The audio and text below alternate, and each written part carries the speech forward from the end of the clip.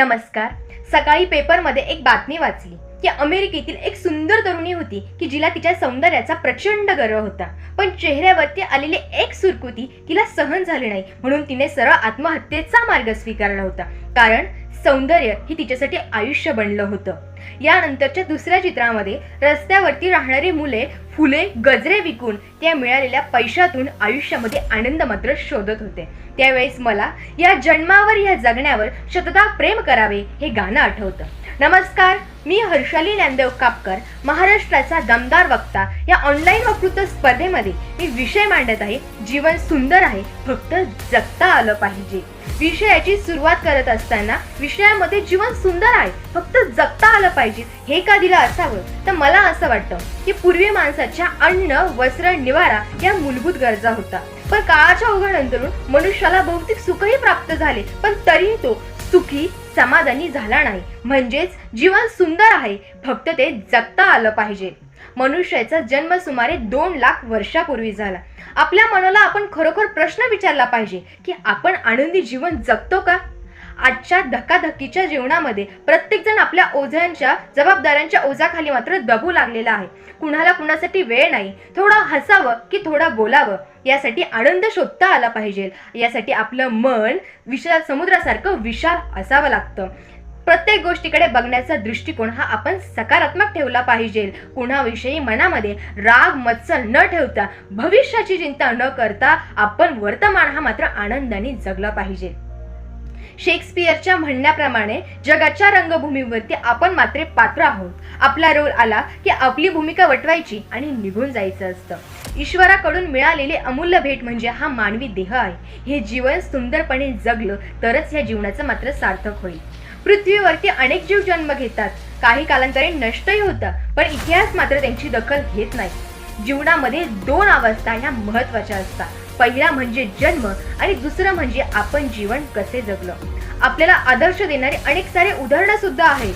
न्यूक युजसी हा तरुण जन्मल्यानंतर त्याला हातही नव्हते, पण त्याने जगण्याची उमेद मात्र सोडली नाही. आज तोच तरुण मोटिवेशनल स्पीकर जगणं किती सुंदर आहे हे सांगतो.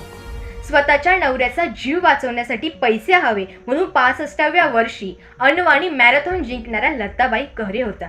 म्हणजेच परिस्थिती कशी असली तर मार्ग हा निघतोच. वरील उदाहरणांवरून आपली परिस्थिती कितीतरी पटीने मात्र चांगलीच आहे, पण संघर्ष आला की आपण लगेच हताश होऊन जातो. कोणी कोणत्या गोष्टीत प्रत्येक जण आपल्या वेगवेगळ्या गोष्टीमध्ये कमी अधिक असू शकेल, पण आपली क्षमता आपण स्वतः ओळखली पाहिजे. त्या यशस्वी होण्यासाठी आपण स्वतः प्रयत्न केले पाहिजे. संघर्षाशिवाय जीवन सुंदर होऊ शकतच नाही असे मला वाटते. कवी गुरु ठाकूर यांच्या कवितेतली ओळी, असे जगावे छाताडावर आव्हानांचे लावणे उत्तर, नजर रखुनी नजरेमध्ये आयुष्याला द्यावे उत्तर. जीवन म्हणजे खळखळून वाहणारी नदी आहे. सुख आणि दुःख हे त्याचे 2 किनारे असतात. आपल्या शरीरामध्ये आपण जिवंत असताना अब्जावधी कोटी मात्र पेशीही त्यांचं काम करत असतात. मग हे जीवन आत्महत्या करून संपवण्यासाठी नसतं, तर हे सुंदरतेने मात्र आपण जगलं पाहिजे. कोणी आपण कल्पनाही केली नव्हती की कधीतरी ऑक्सिजनचा तुटवडा भासेल. कोविड-19 महामारीमध्ये मात्र प्रत्येक जण मात्र अनेकांना आपले प्राण गमावे लागले होते.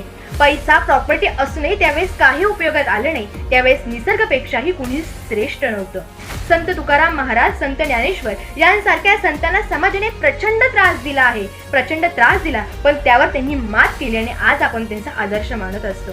मनुष्यासमोर मात्र दुःख किंवा संकट आले तो लगेच हताश होऊन जातो, पण संत तुकाराम महाराज म्हणत असत, बरे झाले देवा निघाले माझे दिवाळे. आजची तरुण पिढी व्यसनांना, गुन्हेगारांना मात्र सामोरे जात आहे, त्यामुळे आपलं जीवन सुद्धा मात्र बर्बाद करून घेत आहे. जीवन हे सुंदरतेने जगलं पाहिजे. जीवन हे भरभरून जगलं पाहिजे. स्वतःसाठी जगताना इतरांसाठी सुद्धा जगलं पाहिजे. सिंधुताई सपकाळ हे म्हणायच्या की फुलांच्या काट्यावरून चालत असताना काटे हे मात्र बोचताच, पण मागे वळून पाहू नका. दुःख आले तर थांबू नका, कारण काट्यांना फक्त बोचणं माहीत असतं, वेदना माहीत नसतं. शेवटी जाताना इतकंच म्हणे की जीवनामध्ये सोनं म्हणून चमकायचं की लोखंड म्हणून गंजायचं हे आपलं आपणच ठरवायचं. इतकाच माफक आशावाद. मनपूर्वक धन्यवाद.